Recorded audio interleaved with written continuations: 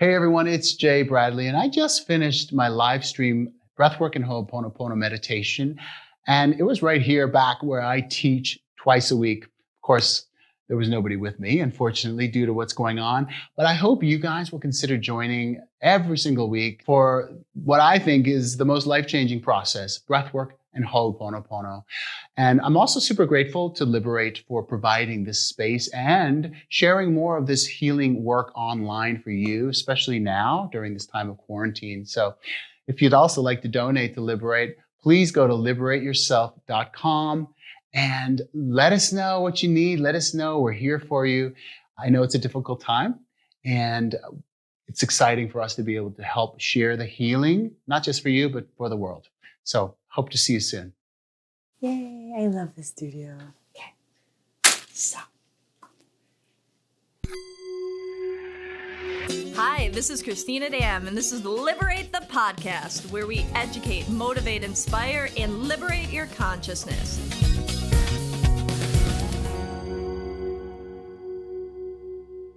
Hi there, welcome to another episode of Liberate the podcast. Today is a special privilege because I have a dear friend that's passing through town. Maybe she'll be back. Maybe she won't. Who knows? She's been a little bit of a world traveler lately. And so this is Seve here. And I want to kind of go into, if it's okay with you, talking about the fact that you just let go when you trusted. And you kind of allowed yourself to go on this voyage of not knowing. And you had an incredible trip with some amazing healers and saints over the last 4 months, being at God knows how many continents and things like that. But the cool part is I'm $0 and just trusting. And so I think that that's important because we always forget that we're taken care of. Yeah. That if we follow our heart, and you did that. Yeah. And so let's talk a little bit about that. Let's talk about where this journey started a little bit before 4 months ago, and where you were and what was going on in your life. And then what called you to saying, I'm just going to take a leap. Right. Well, I came to Los Angeles to run Zambala, which was our friend's store in Alhambra. That's a Tibetan Buddhist store that sadly is today closing. So, yeah. But they still have their products online. And these are some of the best incense that you can get and things like that have been blessed and done mantras over. And so if you're looking for some powerful, authentic Tibetan products, check out their website because they'll still do some online sales. Yeah, that's www.zambala.com. And that was my first time that I actually did something like this. So in 2013, I ended up going to Taiwan with Namgal, the owner. And again, I think I had like $1,000 in the account to cover some bills. And he's like, oh, come to Taiwan. My best friend had gone there. And she's like, it'd be great to have you here. So I was like, okay. And so I ended up there, and then she ended up leaving. So he's like, he goes, I need websites. I need this house I bought to be done. And, I'm going to remodel the store. So I was like, well, I'll trade you. He's like, okay. So he took care of everything, and we designed a house on the coast where the monks could go and do puja there. So it was designed specifically for that. It was gorgeous. And then his showroom is like 3 floors in Taiwan of all Buddhist goods, and the tankas and the statues, like those that were here for a while. And it came out spectacular. And in return, we did 4 months there between Taiwan, China. We did like 3 of the Buddhist pilgrimages, and Tibet. And I met some of the most amazing healers. And that was where one of the first times my mind was completely blown. Because, Saga Rinpoche was one of the ones we went to see, and he could literally pray on this iron rod, and it would get fire hot. And he would burn. It looked like a cigar was burning into people's skin. And their pain and their aches and their illness would disappear. And I ran into people all over China. They're like, you saw Karma Lama. They call him the Chasa Lama. Okay. It wasn't Saga. Saga was the other one, sorry. But they're like, you saw him, and they would show me their scars. They're like, he healed my cancer, he healed my headaches, he healed my back pain. I was like, Wow. how is that possible? Because I touched it. It was cold, November, Tibet. And then all I did was say prayer on it, held my hand out, and it was fire hot. And that was just from focused energy and prayer. So my mind was like, okay, where do you go with this?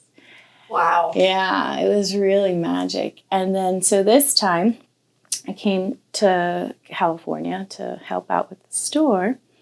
And it was another, it put you back in your dharma. I think there's times in your life where you earn merit. You do things for your community. Mm-hmm. I just completely said, okay, I'm here as service. And what do you want me to do? I packed up everything a month or two before, got a Volvo cross country, drove it to South Carolina and put all my stuff in storage near my parents, thinking I was going to move there.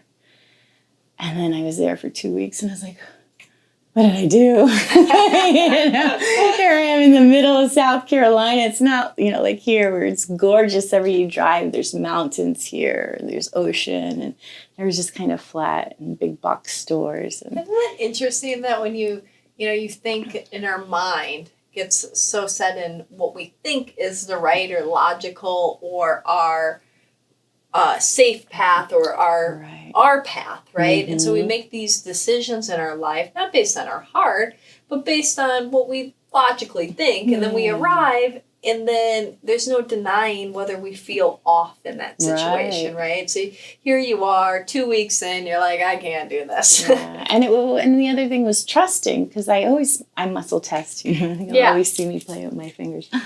And everything said to go east.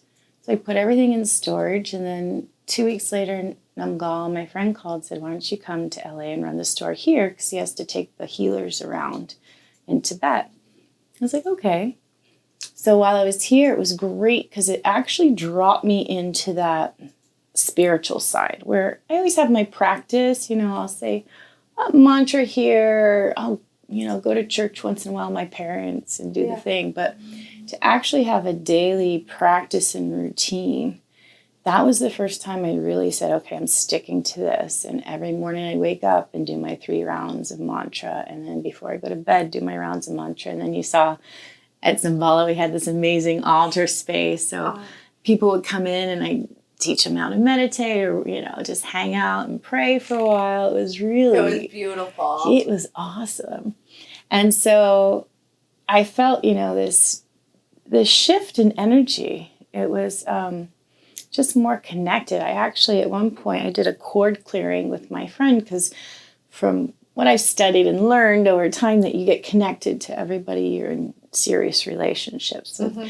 And there's energetic cords. Yeah. And so while I was in Zambala, I was like, I think I'm ready to just clear all my cords. I just want to be here, be now, be present, and make room for a new relationship or whatever. So I did a cord clearing. And she's like, oh, you're going to feel, healing one went right through my heart, she had said. And the next day I felt this tingle on my heart chakra in the back. And it was there for weeks while I was at Zambala praying. It would really act up. I'm like, wow, this thing's healed. Like, that's crazy. It's that bad. It was for weeks. And then when I realized it wasn't something healing, it was my energy came back online. My heart, my Atma. And I was like, oh, okay. And I was called on Easter Sunday. I love this story. I don't know why it makes me laugh. So Easter Sunday, I walked into Mystic Journeys, which was down in Venice Beach. And this woman was there, and she starts telling me, oh, you're Italian? Well, there's a saint that lives in Italy. And I'm like, what are you talking about? Like, saints? Like, okay, tell me more. So I'm thinking like Hindi, because I know in the Hindi tradition all over India, they still have their gurus and saints. Yeah. And she's like, oh yeah, Swamiji, Shivananda, he's going to be here next month, and you should come see him. He's Italian, la la la. I was like, all right. So in my mind, I'm thinking there's an Indian guy that lives in Italy named Swamiji. That's a saint and does miracles. Yeah. All right. So for giggles, I leave there. And it hits me. I was at the store. I think I was like, let me Google this guy. So I Google him and pull the website up. He looked just like Jesus to me. So I started. No, he looks exactly like Jesus. Like it's like you can hold up a picture of Jesus and his face, and they look alike. I mean, he's even like in his little poster, because we had him here. Like we had a picture of Jesus and then his face, and I was like, what? I know. And so I thought to myself, I was like, on Easter Sunday, if somebody on Easter Sunday tells you to go see Jesus, you go see Jesus. You know? So I ended up going to this fire puja, and I'd always been interested in fire puja because when I designed the apartment or the house for Ngal in Taiwan on the coast, we designed a room with a tea table for fire puja. But I never got to participate in the Tibetan fire puja. So they were having fire puja, so I was like, I'm going. And I went, and we did satsang before. It was my first satsang ever. I'd never attended anything Hindi-based. And he's really not any denomination. It's kind of crosses over to all, but he works with Shiva energy. Mm-hmm. So when I show up, we do satsang, and he starts working with Kundalini. Mm-hmm. And I don't know if it was because it was in my blood, my DNA, tongue in Italian, but as soon as he started talking and I went into this exercise, my heart just started to like ache, like physically painful.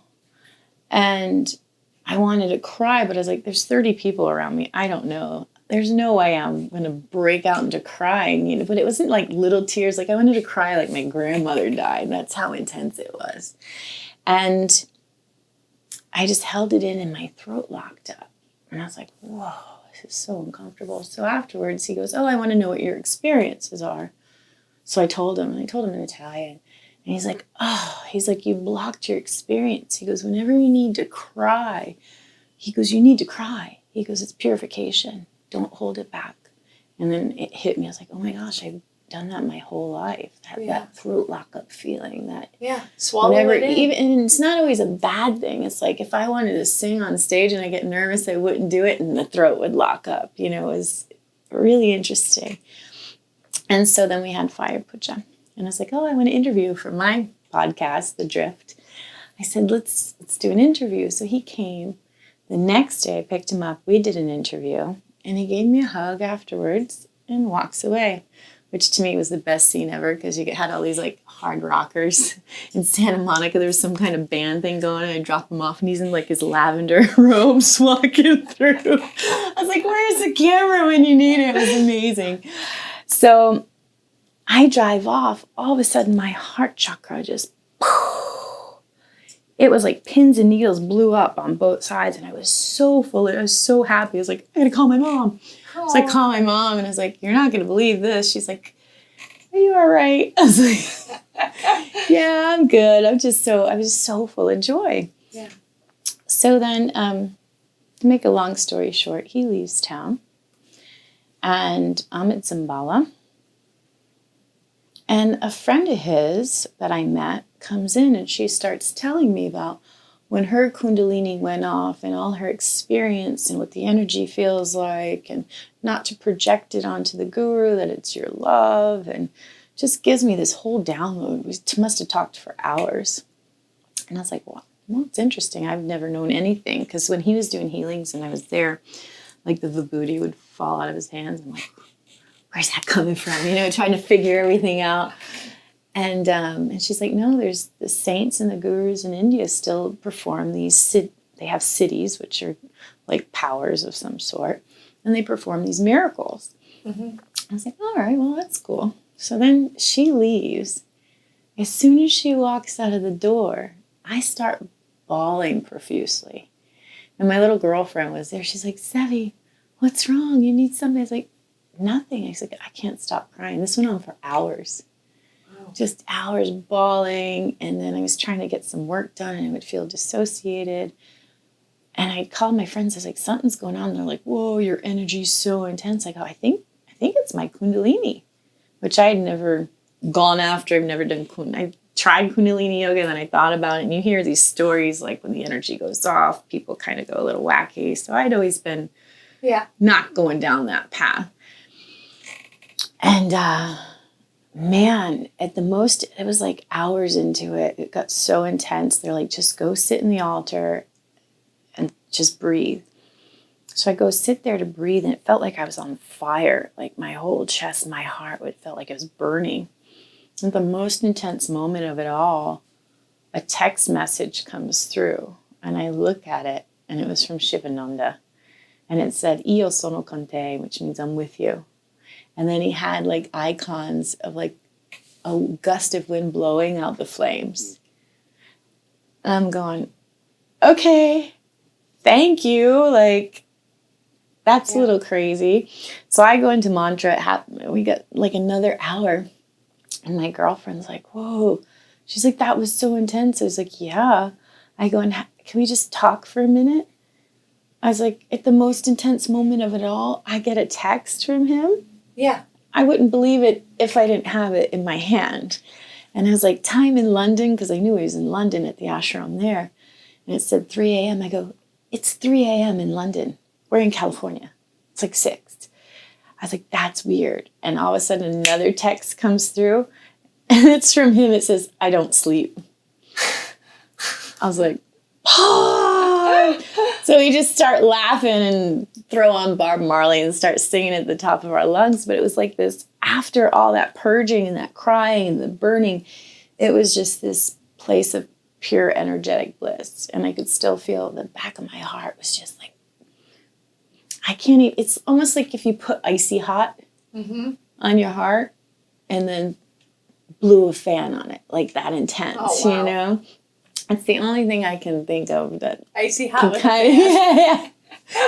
So it was crazy. And then for the next week or so, it was like ups and downs. One day I'd be like so in joy and laughing. And then another day I'd be in just tears and crying and reviewing like the patterns that I've run in my life. Basically things that I've done to myself. Like I didn't have confidence, or I would talk down to myself. I was like, why would you do that to yourself?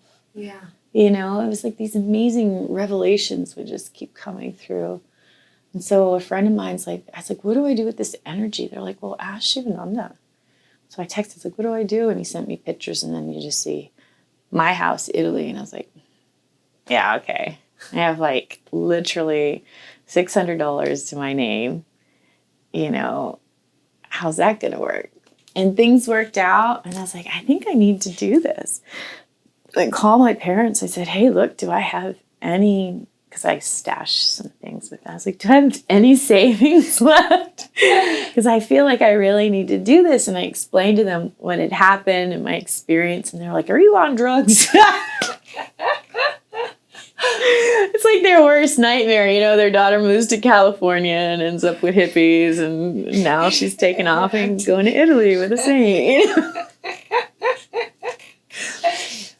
So that's where it started, just to give you the little backstory. And, you know, the whole Tibet trip was in my mind. I was like, you know, you just go on a whim and you got to trust. It's almost like I always think of that scene in Avatar, you know, when he jumps off the top leaf and each leaf is there to catch him down to the ground. It's such a great visual. So I was like, all right, I'm going to do this. I'm just going to, if it's meant to be, you know, I'll get a call for a job doing a website or something will sponsor me. So I only bought a one-way ticket. And then ended up in Italy doing fire puja. We were there for his birthday, and then going to Germany. And I encountered another dear friend of his. And she had a wellness center that she was creating in Malindi, Africa. And we were talking, it's like, oh yeah, well, I do websites. If she's like, I need a website. I was like, oh, cool. And then she was talking about doing a treatment for a television program there where it takes people on a wellness journey, you know, and I was like, well, I did a TV show on healing for 2 years. Like, it was just weird how all the things she needed, I had the skill sets for. I said, you know, I traded a trip to Tibet. So you don't have to come off the cash. You can put plane tickets and everything on your credit card, and then we'll just trade for all expenses paid. So we ended up doing that. And that took us to London, to India for 3 weeks with Shivananda, and then to Africa for 5 weeks. Wow. Yeah. What was your favorite part about the trip? Oh my gosh, it was so different, because when you're doing, like with Shivananda, you were doing Kundalini work, like constant in Germany. I think we did fire puja every single night, and then Kundalini exercise and Shakti dance, just getting that vibration up really high.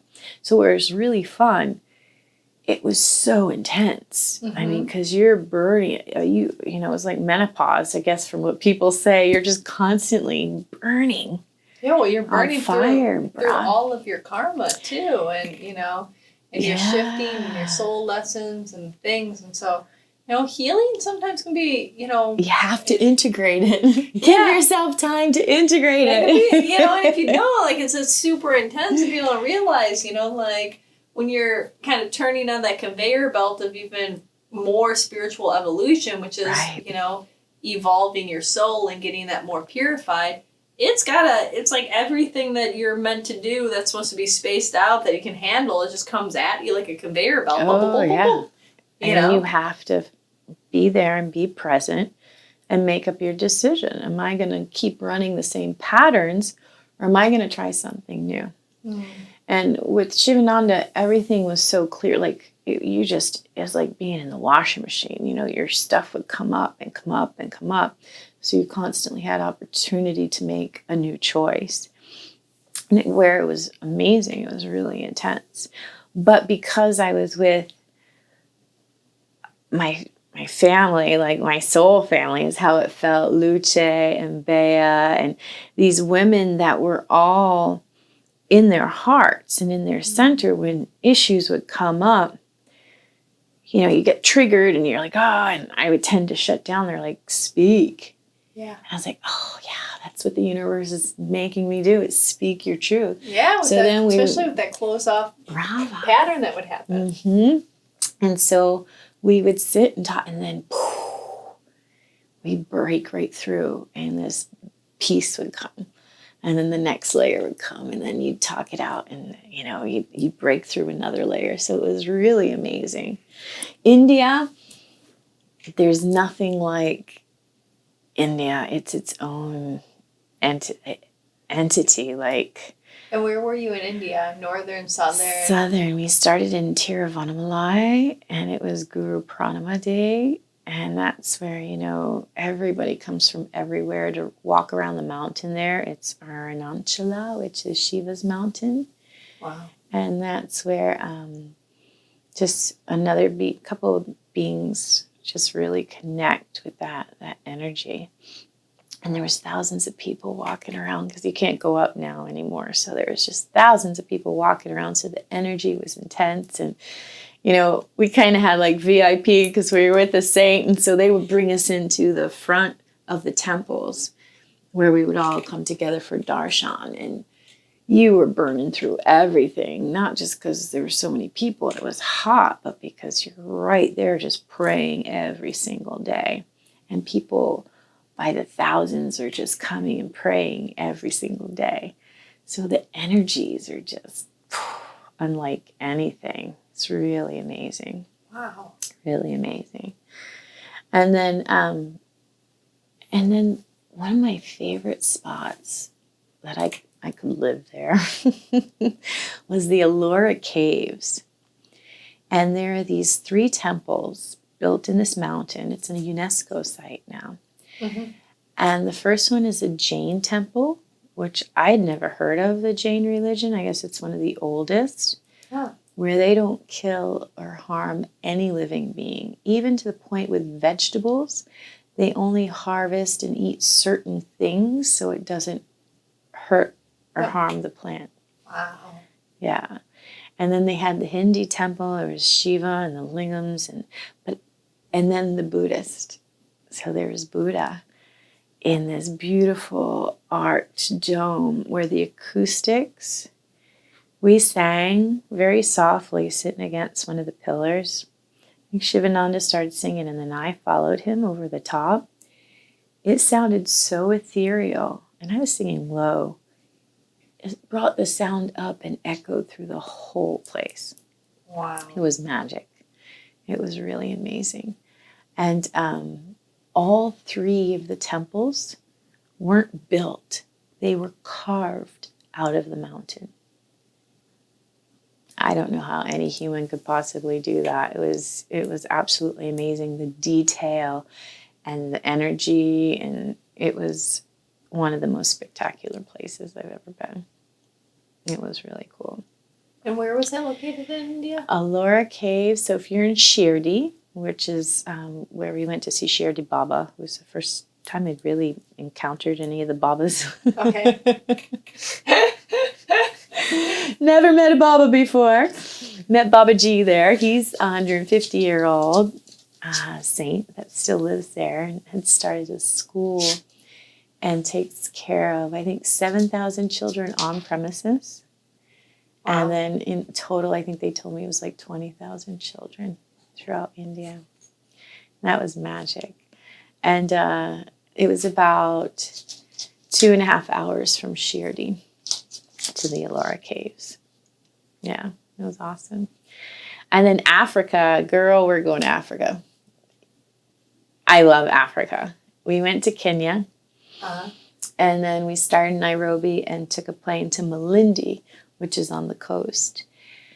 And it's like, I don't know, something about Africa just feels so rooted and grounded and home. It was endless white sand beaches with blue, blue water on the coast. But to me, what got me were the trees and the foliage there. You felt just so small, and it was so beautiful. You were saying some trees that have to be hundreds of years old to even bear fruit. The baobab. So baobab is this one tree that I had known because they're like, oh, the baobab oil now surpassed argan oil, and argan oil is my go-to skin hair care oil that I just always loved. It's from a nut in Morocco. Mm-hmm. And they're like, oh, baobab surpassed. I'm like, how's that possible? What is this baobab? And they're these majestic trees, and they take 300 years to grow food or fruit. You can grind the fruit. It's like a hard fruit. Grind it into a powder, and it's like 6 times more vitamin C. There's potassium, magnesium, and fiber. And you just put like a spoonful in your smoothie. It's outstanding. Wow, so the tree has to be at least 300 years old before it even starts bearing fruit. Yeah. That's like... Yeah. And so they're organic. It's they're all, beyond organic. Yeah, it's all natural there, organic. Like it's magic land for me because I'm just into the plants. The neem was amazing. These beautiful neem trees. And I didn't know you could just boil the leaves and use the water as astringent or to detox. Like the trees. Amazing because I'm not a big fan of neem oil. I can't take the smell, but the water was just as potent for me. Really? Yeah. They say it heals like 40 something different diseases or complications.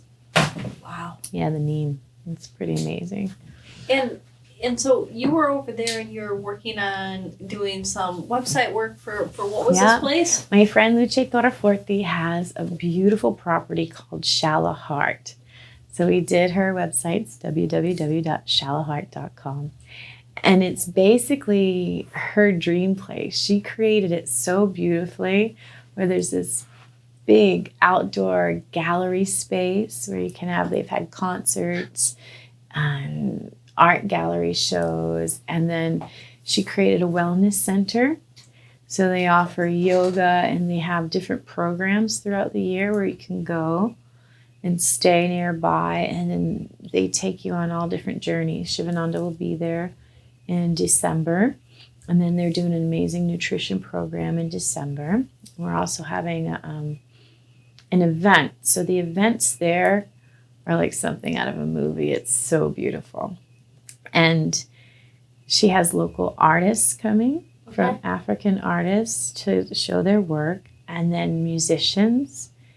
And then all the wellness will be like acro yoga and yoga display. So it's combining art and wellness, bringing awareness to the communities. Mm-hmm. And also she started a program with Sajir, who is another amazing teacher from India, he has a philosophy called tribalosophy. Okay.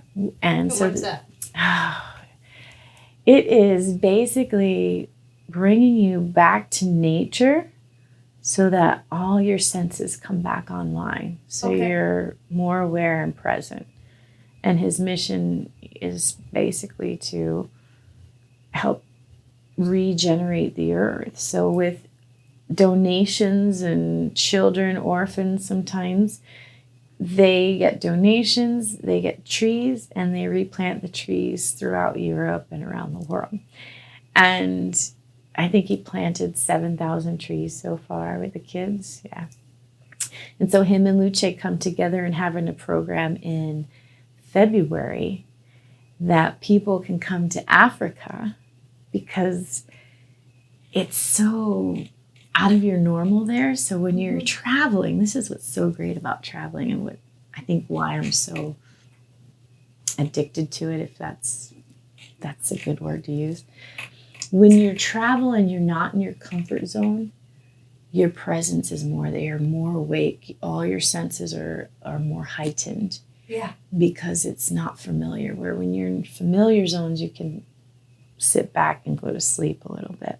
Yeah, and distract yourself. You go into automatic pilot. Bravo. So what he does is he brings you to places, like he brings groups to the jungle in India, where there's tigers and God knows what else there. So you have to be on alert, right? And this time he's bringing, with Luce, groups to Kenya, Africa. And so they'll have the teachings and they have all different things on, it's experiences. It's not even teachings. He just creates these amazing experiences to wake up all your 5 senses. I want to go. So your 6th sense can open. This. Right? And you have savannah close by. Uh-huh. So instead of going to the jungle, you're going to the savannah and you have the lions and just these beautiful, amazing animals in their natural habitat. So it's going to be really spectacular, a really spectacular week. So, yeah, so they do these programs that are just constantly about bringing people into themselves, waking up, kind of creating a new way of thinking in the world, and more presence and more awareness, and not so reliant on the capitalistic system, because I think that's why we were so into the barter and trade, because there's some people that have a lot more than others, but then some people have the skills. So how can you all come together to really do good on this planet? And do good on this planet, be in alignment with yourself. Bravo. And live a level of happiness and joy, peace. It's wild. And for me, what's so interesting is, like, I keep asking myself, Seve, why are you brought to all these beings that are breaking your sense of reality? It started with the Native Americans, one of the medicine men from here in Pomona, Nathan Jasinghorse. I went to a ceremony with them, and stars actually showed up. They just showed up like little tiny, and I was like, how are they doing this? Like, I'm always a skeptic looking for, I was like, oh, there's special effects. And then finally, after the 3rd day, I surrendered to that, and one showed up right in my face. And I was almost like, watch this, and then took off and went like 50 feet in the air before it disappeared. And I was like, well, how do you tell people about that one? That was my first experience of, breaking the box of reality. Right. And then, I told you Tibet, and now you have your saints in India that are, manifesting things out of air. And energetically, I felt it. If I hadn't gone through it and experienced it myself so intensely, I probably wouldn't have believed it either, And I think it's all going to reveal itself sooner or later. Something's good's brewing. Yeah, but what do you think that is for you? Well, when I was at Zimbala and I asked, it's like, show me what you want me to do. Mm-hmm. And a week later, Dr. Mark showed up with an entire podcast equipment set for me, like $1,000 worth of equipment. He's like, you know what? I heard your interviews. You're really good at what you do. You need to keep doing this. And I was like, oh my God. And that's when we came here and recorded for the first time my podcast. And I was like, oh, you're the storyteller. And I think it's through stories that people are going to start remembering their own magic. Yeah. And that it can't be just happening to me. Yeah. You know, that would be crazy and not fun. But it just opens up people's, like for my friends, I got a call. I was in Africa. She's like, Seve, I thought of you. And I just quit my job and I'm going to do this. I was like, whoa. I was like, you got a backup plan? I don't want to inspire you to quit your job. She's like, nope, it was time. I was like, well, bravo. Yeah. You know? But that's like, you know, with this, you know, kind of going back to like a little bit on what I started with is that level of surrender and trust. And even Shivananda, when he said that in his ceremony here, he said, you know, he was a businessman. He had all this horses or whatnot, and these, I don't know exactly what type of business or whatever, but he was pretty successful, and he lost everything. Yeah. And then he was guided to be who he was truly. Yeah. Right. And so I think that that's a lot. It doesn't mean that everybody's these, you know, walking stains that manifest ash out of their hands and things like that. But we all have this level of what we're supposed to do to contribute in the world. Right. And like when we trust and we take those leaps of faith and into like saying, okay, yeah, maybe I don't know, maybe this sounds crazy, maybe all the logic says, you know, should I really be buying a one-way ticket to India? But I mean to Italy, but at the end of the day, it all worked out. And the connections and relationships you build, that who knows what the next 1, 2, 3, 5 years are going to look like, whether there's more work to do at that center in Africa, whether it's some of those relationships, whether it's more to be seen or be told with India, whether it's the stories that inspire others. But there's your path. There's a ripple effect from it too. Yep. And I think that's one of the things that Shivananda spoke about that really hit my heart is he's here to clear all the old energy so that your original path, what you came here on this planet to do, can reveal itself. And, you know, like he said the other night, and which is what I just was almost like a moment of enlightenment. Whatever makes you happy, that's what you do. Mm-hmm. Cutting hair could make you happy. Waitressing could make you happy. You know, whatever it is that lights up that energy inside you, that's your path. That's a clue. That's where you need to head. And so for me, doing interviews like this on your end, you know, being the interviewer and learning about people's lives lit me up. And so while I was gone, it hit me. I was in Shirdi Baba's temple, and it was almost like, hello, why aren't you recording? I was like, oh yeah, that's my joy. That's what I love is learning these stories. So I got a hold of my friend Cindy that was there on tour with us, and she was from Mendocino, which is where my radio show plays out of, and she was a teacher, and she heard about this mantra from this other saint, Kaleshwa. She dropped everything and went to go stay in India for a vacation to learn more. She gets there. He was like, hey, come on, I'm going into a yoga samadhi. What's that? She's like, okay. I know, that's what I said. I was like, what's that? So it was her and a doctor were the only ones in the room that stayed with him. And he sat down and went into meditation and was gonzo. The doctor checked his pulse, no pulse. That's why he was there to watch the body and make sure that nothing happened while he was gone. And for a day and a half, he sat there, still, with no pulse. Yeah.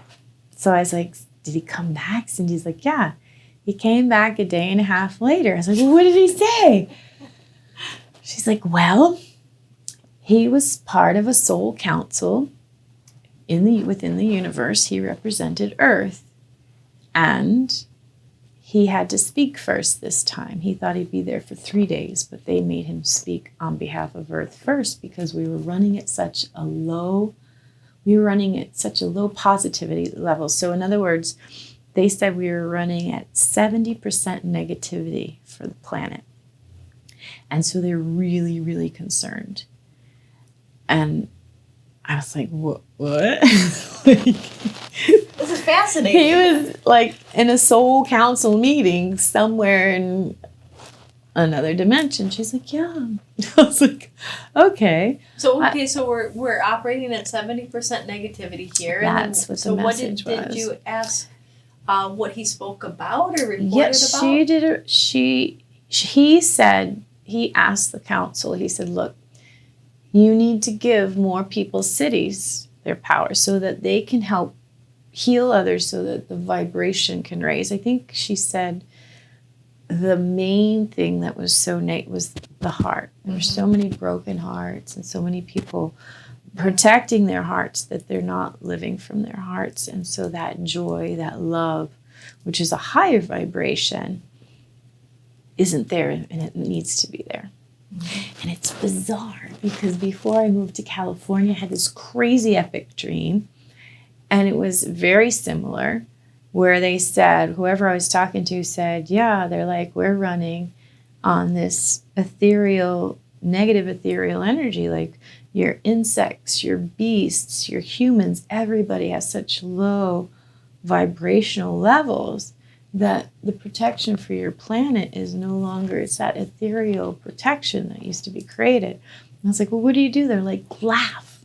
And then the end of the dream was like these credits of like laughing babies. It's like, do whatever you can to make yourself happy. That's all you have to do is find your happy and do that. And that raises the vibration.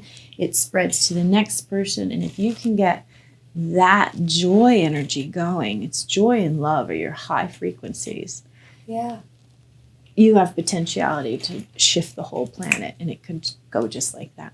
Yeah, that's what when I did ayahuasca, it was saying that it was far more negative than positive. Then it gave me the ratio of like the 70%, but that people were the inability to be their self was causing pain and suffering, and it was unnecessary pain and suffering. Some suffering and pain is necessary for growth of seeing the other perspective or the like that that kind of contour to it. But that for the most part people were having too much unnecessary suffering. Bravo. And that we had to help people realize who they were so that they could just be their self and enjoy their self, you know? And that's sounds so this is simple. I know. This is my ayahuasca experience. This is your dream, and this is a guy that leaves his body and it has no pulse for a day and a half and comes back with the same message. So there's not a coincidence there that's like 3 different messages that are the same. In your face. Yeah. We just need to get happy, find our happies. And if we can do that as a collective, because think about it. Collective consciousness is really interesting. And I never realized how affected you get by it personally, because it's thought waves. It's just like radio waves. They're thought waves, and they affect you. So I was in Paris walking down the street with my girlfriend, and all of a sudden I caught myself. I had my hand in my pant pocket and my other hand up like this, and I was doing this little strut, and I was like, what in the world am I doing? Like, I've never walked like this in my life. I was like, do you see what I'm doing? She's like, why are you doing that? I go, I don't know. And so I look around and there's a person over there doing it, and there was a person over there doing it. I was like, oh my God, I just totally picked out the Parisian conscious collective and acting it out. We laughed so hard, but at the same time, I was like, wow. No, and those vibrations hit us, and that awareness and that, and I mean, we're so, there's so much going on beyond what we're like a radio. Yeah. We are. And we think that we have all this, like, but we are massively affected. Yeah. From, and collective consciousness can be this energy that we're swimming in, but it's also the energy vibration of what we're living in too. Whether it's our food supply and our water supply, or the information and the media and different things like that. It's all of that. It's all relevant. And I think the other thing, like, I remember, I think it was like 2008, I just stopped watching TV one day because what was going on in the news was the same thing that Kiefer Sutherland just acted out in 24, which was like my favorite show at the time. And I saw it and I was like, whoa. I looked at my ex-boyfriend and I said, I'm done. He goes, what do you mean? I go, I'm no longer watching television. I was like, we're contributing to this. I was like, because think of it, whatever you feed your brain, it goes right in the subconscious. You create with your thought waves. Yep. And then if collectively you're all having these more things, no wonder why we have more and more. So when you're watching, you really got to be diligent with what you feed your mind. It's very important. And your environment that you're in is very important. So if the number one for self-care is, okay, watch what you feed yourself. If it doesn't make you happy, like the news, my mom's like, how do you not watch the news? You got to know what's going on in the world. I was like, if it's meant for me to know, it finds me. I don't have to go looking for it at all. Yeah. And it's like, and a lot of the thought forms I don't want to participate in. Yeah. It's like, I'm not going to feed that machine. I remember like with Donald Trump, everybody's like so negative and la, la, la. And they're like, well, what do you think about that? They asked me this. So I was over there. I was like, he's my brother, man.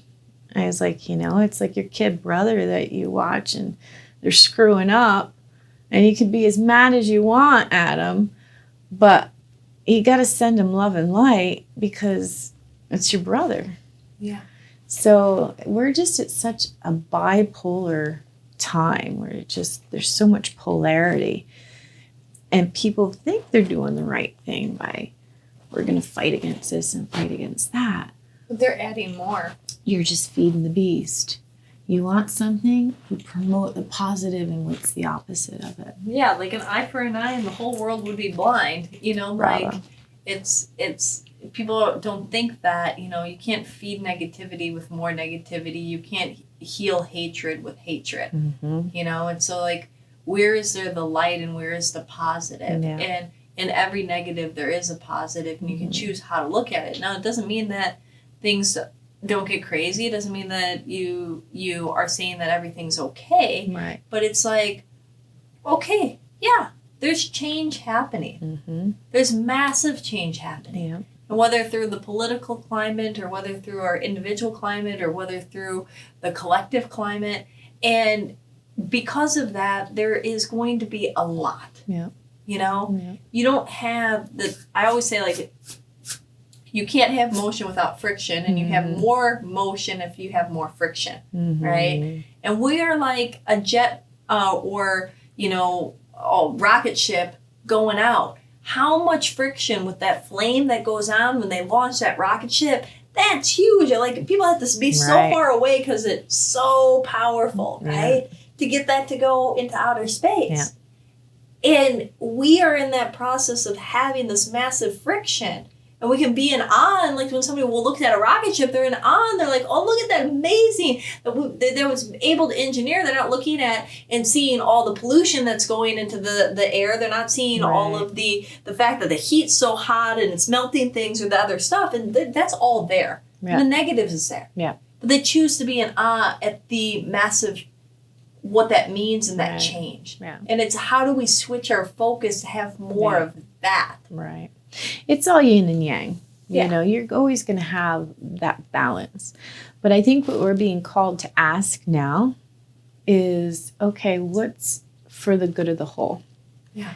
Like one of the things that hit me in Nairobi is how fast it was growing as a city. And from the stories I've heard from just a few years ago to now, it's like amazing. It's beautiful. However, is it done in a conscious way? Yeah. You know, because now you have lions that are homeless and, you know, they're constantly being pushed out. They had a great environmentalist, though. She saved a huge forest right there in the town, in the city. That's amazing. So as long as now you have this growth, if we grow, but grow consciously, you know, it takes a little more money and a little more forethought on the front end. Mm-hmm. But on the back end, you harmonize. And you save a lot, like a little bit more. Like that's I was having a conversation with somebody recently about, you know, it's like we're talking about sustainable energy sources, and it's just that it's about maybe building wind turbines are more cost in the front end, but it actually saves more in the back end, you know, and so like and it's good for the planet and for, you know, the environment.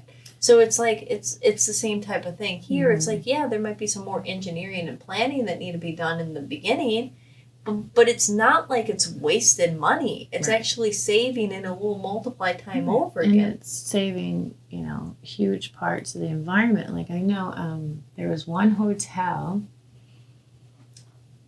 and a friend of mine was actually the architect that helped with the company that designed it. 0 carbon. An entire hotel had 0 carbon. So if a hotel can do that, for businesses and the rest of it would be cake. Yeah. So it's like finding, okay, what's worked here, what's worked here, what's worked here, and really making it mandatory for yourself, not from laws, being like, okay, what's my contribution? Is this a positive thing or a negative thing for the earth? And if it's not positive, you know, you really got to think about it, because, you know, it's such a beautiful place. Everywhere I travel to, I'm just in awe. Even here in California, even in South Carolina, the coast there is just spectacular. Everywhere is so unique and so different and has just its own beauty. And it'd be sad to see all that just go by the wayside because we just continue to grow and expand in an unconscious way. Yeah. Yeah. So get happy and be conscious. Yeah, I mean, I guess, you know, we always like to, you know, end on a little bit of a note. So if there's anything else that you want to share, plus I would love them to hear where they can find you and your podcast and everything like that. We'll put all the hyperlinks in the bottom, so don't worry about that. But, you know. Yeah, my podcast is called The Drift, and it airs on KGUA, which is 88.3 in Gualala, California, which if you haven't been to Sea Ranch or Gualala up north past San Francisco on the one, it's magic up there. Wow. And so Sundays at 11:30, you can stream from www.kgua.org, or my podcast is on my site, which is sevesite.com. So beautiful. And what thing would you like to leave people with? Oh, be happy. Find your joy. Lots of us don't even know what makes us happy. That's the interesting thing. Yeah, we're programmed to please others or society to the point that we forget who we are. Yeah, and so what I've been doing with people, or you could do it with friends, is have them interview you, or I'll interview them, and listen for their self-talk. Listen for your self-talk. What do you say about yourself? Oh, that was stupid. Why'd you do that? Oh, this looks terrible. Oh, if somebody compliments you. Oh, no, I'm gross. Pay attention to your self-talk, because that's going to give you clues as to your beliefs. Mm-hmm. And then work with that subconscious mind, whether it's, you know, say a mantra, or I have a program where we can reprogram. My girlfriend worked it out. I was like, and so I tried it and it worked amazingly. She calls it the Jedi mind trick, my friend Liz. So we've been working with that, where you can actually reprogram your subconscious mind. I think Bruce Lipton spoke about it, Dr. Bruce. So yeah, just constantly feeding yourself good stuff. Find your happy. Figure out, sit down and write for an hour. What really makes me happy? What do I really want? Because if you're not there, you can't share with others, especially parents. You really got to take care of yourself, because those children, that's the next generation. They're so important right now. Yeah. And it's important to let them be their true, authentic selves without the layering and the suffering that we were layered with as children. So, yeah, that was Beautiful. Yeah. Well, thank you for joining us. And Thank you for having me. Yeah. It's been a pleasure. And your studio looks amazing here at Liberate Hollywood. It's such a beautiful space you created. Thank you. Really beautiful. Yeah. Well, until next time, everybody, find your happy. Find you happy. Ciao. If you enjoyed this conversation, like it, subscribe, and share it with your friends. If you want some more amazing resources on your path of liberation, head over to liberateyourself.com and sign up for our mailing list. Connect with us on Facebook, Instagram at Liberate Hollywood, all one word, or Liberate Emporium, all one word. Until next time, liberate yourself.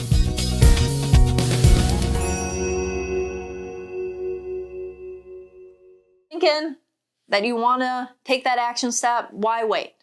Book your session right now. Go to liberateyourself.com, click on either Liberate Hollywood or Liberate Emporium, see our amazing practitioners and who resonates most with you. And then book a session via Skype, phone, or in person. We're here for you, and it's your time to start creating your life.